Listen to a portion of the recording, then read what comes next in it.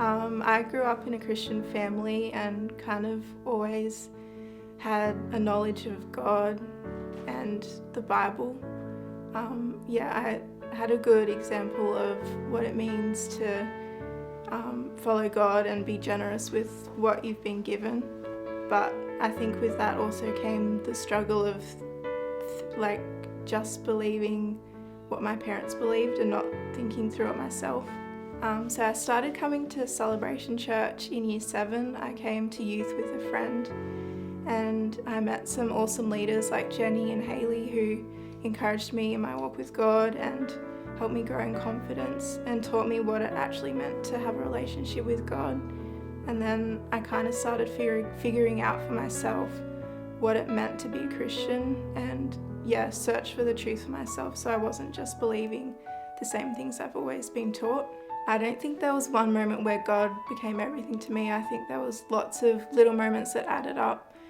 I went from having this knowledge in my head of who God was to kind of doubting Him and whether He was there and listening to me, to then actually encountering Him and knowing for sure that He has to be real. I got baptized when I was 16 and that's when it became more of a relationship with God than just the things that I've grew up hearing. And then for the next couple of years I just kept growing in my relationship with God and my confidence and realizing who I'm called to be.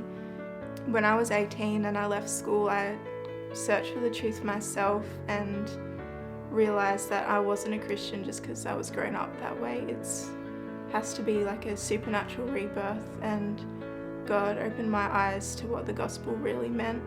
Being a quiet person, I often hated that part of myself and wish I was more confident and outgoing, but I began realizing that despite my quietness, God's power could still be shown through me. There's things I'm doing now like discipling people and leading worship, and those are things that I never thought I'd be able to do, but it just shows that God can use anyone to do anything and that His power is made perfect in our weakness. My advice for anyone that thinks their weaknesses disqualify them from God using them is that God can use anyone, and He isn't after a perfect person but someone that will come before Him and let Him use you despite our insecurities.